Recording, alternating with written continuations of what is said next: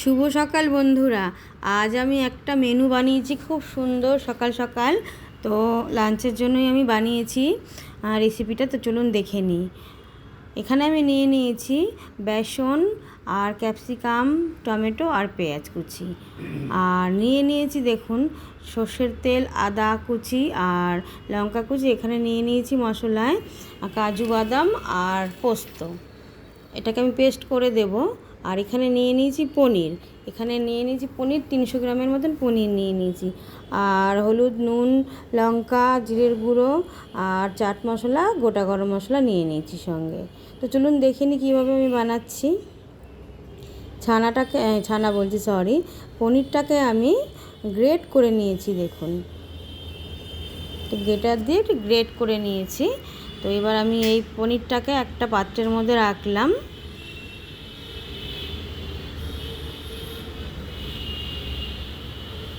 এবার আমি এখানে একটা মিডিয়াম সাইজের ক্যাপসিকাম আমি ছোট ছোট করে কুচি করে রেখেছিলাম। তো এটাকে আমি দিয়ে দিলাম এর মধ্যে। টমেটোকেও দিয়ে দিলাম, টমেটোও কুচি করে রেখেছি। একটা মিডিয়াম সাইজের টমেটো নিয়ে আমি এটাকে কুচিয়ে রেখেছি, তো দিয়ে দিলাম। আর একটা মিডিয়াম সাইজের পেঁয়াজ আমি কুচি করে রেখেছিলাম দেখুন, এটাকেও দিয়ে দিলাম।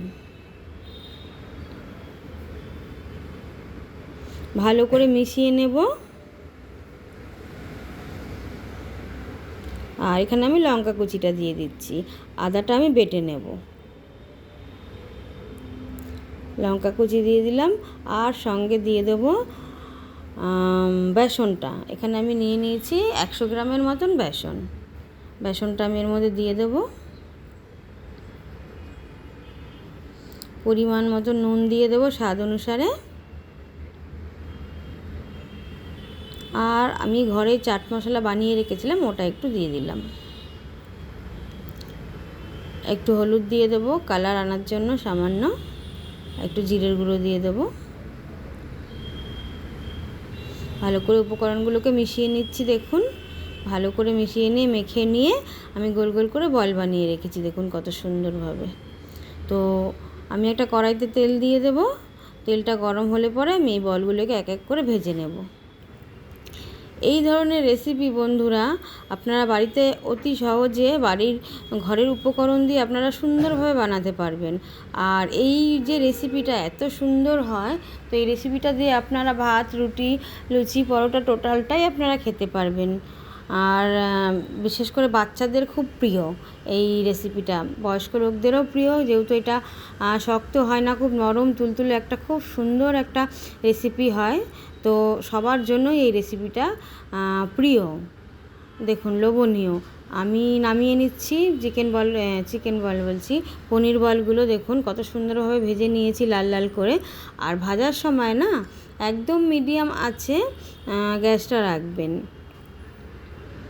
দেখুন। আর এক সাথে আমি ভেজে নিচ্ছি। এইভাবে সব বলগুলোকে আমি ভেজে নেব, লাল লাল করে সুন্দর করে ভেজে নেব।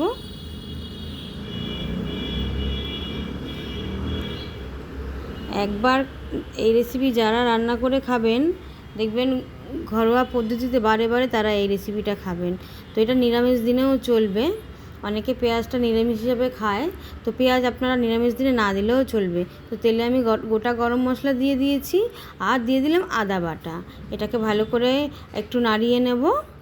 স্বাদ মতো নুন দিয়ে দিলাম। অল্প পরিমাণে কাশ্মীরি লঙ্কার গুঁড়ো দিয়ে দিলাম, জিরের গুঁড়ো দিয়ে দিলাম 1 চা চামচ। আর দিয়ে দেবো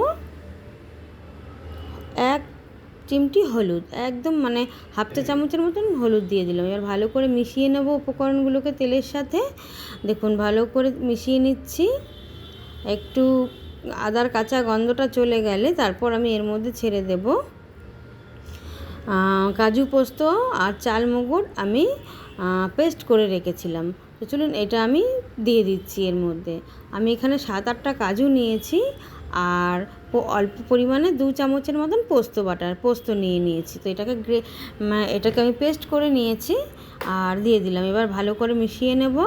হালকা একটু ফুটে আসলে আমি পনির বলগুলো ছেড়ে দেবো এক এক করে। দেখুন কত সুন্দরভাবে আমার গ্রেভিটা ফুটছে। আর চিকেন বলটা আমি এর মধ্যে দিয়ে দিচ্ছি।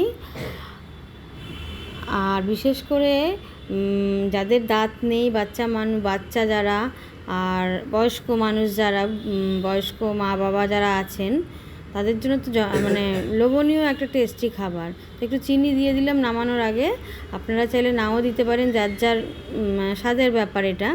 আর একটু নামানোর আগে 1 চামচ ঘি দিয়ে আমি নামিয়ে নিচ্ছি। দেখুন কত সুন্দরভাবে আমার গ্রেভি সমেত আমার পনির বলটা তৈরি।